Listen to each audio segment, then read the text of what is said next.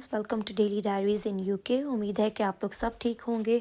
तो thank you so much पहले तो कि आप लोगों ने मेरी पिछली वीडियो को मूसास फर्स्ट डे एट नर्सरी को इतना ज़्यादा लाइक किया और कमेंट्स किए, और काफ़ी लोगों ने मुझे मैसेज भी किया था कि आप इसकी डिटेल्स शेयर करें कि कैसे हम लोग अपने बच्चे के लिए fully funded 15 hours child care जो है वो उसके लिए अप्लाई कर सकते हैं, नर्सरी के लिए बेसिकली अप्लाई कर सकते हैं।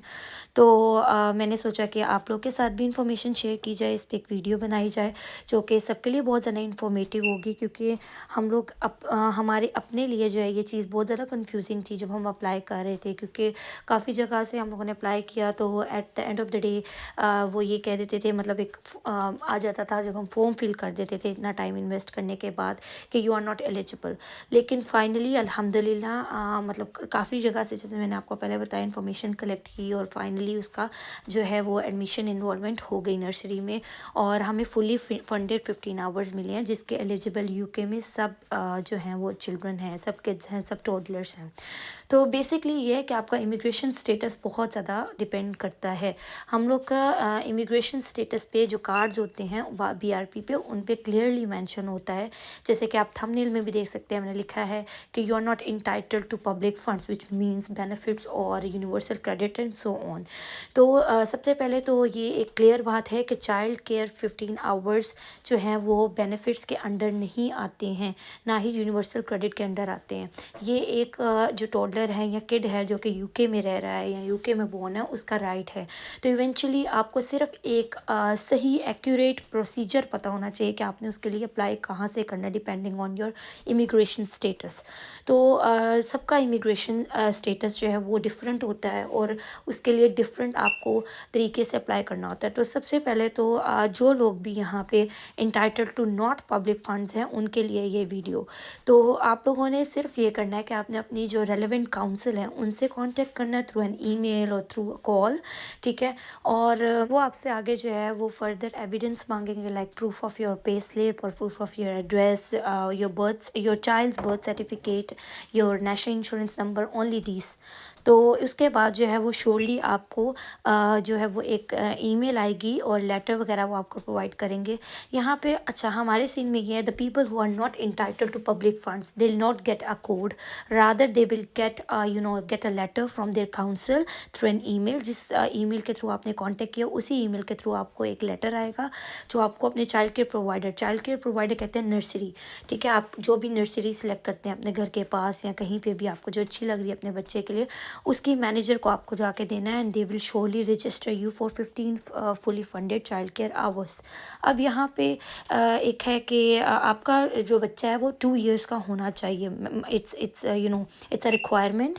और अगर आपका बेबी जो है या टोडलर आपका आफ्टर सितंबर बोर्न है, तो वो जनवरी से स्टार्ट करेगा नर्सरी, ठीक है। और अगर he is born before September, so he will be eligible to start from the following September.